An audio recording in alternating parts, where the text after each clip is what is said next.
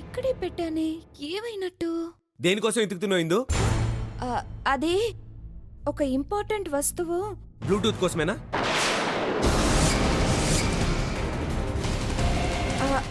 ఇది నీ దగ్గరికి.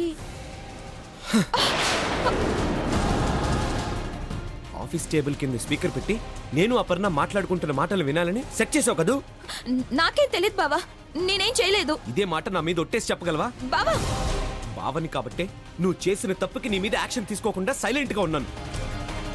అదే నా స్థానంలో వేరే వాళ్ళు ఉండుంటే ఈ పాటికి కేసు పెట్టి నిన్ను లోపల వేయించి ఉండేవారు. అయినా ఇలా చేయడానికి నీకు సిగ్గని పెంచట్లేదా? తప్పే ఉంది బావా. నీకు దగ్గర కావాలంటే నిన్ను అపర్ణని దూరం చేయాలి. అలా చెయ్యాలంటే నీ మాటలు వినాలి. సో ఇలా స్పీకర్స్ పెట్టడం తప్ప నాకు వేరే దారి కనిపించలేదు. అలా చేయడం తప్ప అనిపించలేదు, అందుకే చేశాను. నేనేది చేసినా అది నీ కోసమే, నీ ప్రేమ కోసమే. ప్రేమించిన మనిషి మనసును గాయపరిస్తే ప్రేమ దక్కదు, ఇంకాస్త దూరం పెరుగుతుంది. అయినా నువ్వు ఎన్ని నాటకాలాడినా అపర్ణని నన్ను దూరం చేయలేవు. ఎందుకో తెలుసా? ఓ వ్యక్తి అపర్ణని నన్ను కలపబోతున్నాడు. ఎవరా వ్యక్తి? ఆర్య. ఆర్యానా? ఎస్. తన ప్రేమని త్యాగం చేసి మా ప్రేమని గెలిపించాలనుకుంటున్నాడు. అపర్ణ మనసు మార్చి మా పెళ్లి జరిపించబోతున్నాడు. నో, నేను నమ్మను. ఆర్య ఎప్పటికీ అలా చెయ్యడు, చెయ్యలేడు. ఎందుకంటే ఆర్య అపర్ణని ప్రేమించాడు, ఆమెతోనే జీవించాలనుకుంటున్నాడు. ఆమె కోసమే ఇంట్లోంచి బయటకు వచ్చాడు. అంత ప్రాణంగా ప్రేమించిన అపర్ణని నీకెందుకు ఇచ్చి పెళ్లి చేస్తాడు? నిజమే, ఆర్య అపర్ణని ప్రేమించాడు. కానీ ఇప్పుడు ఆ నిర్ణయాన్ని మార్చుకున్నాడు.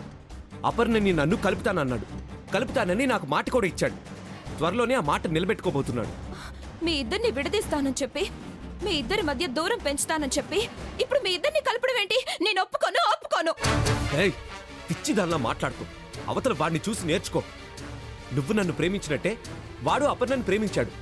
కానీ అపర్ణ మనసులో లేనని తెలుసుకొని తన ప్రేమను వదులుకున్నాడు.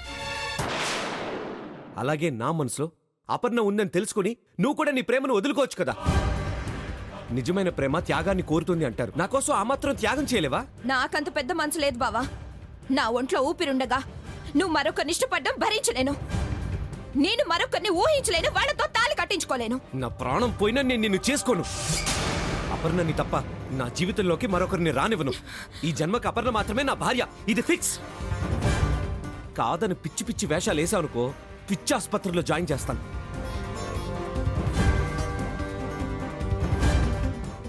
ఆర్య ఏంటి ఇంత పని చేశాడు?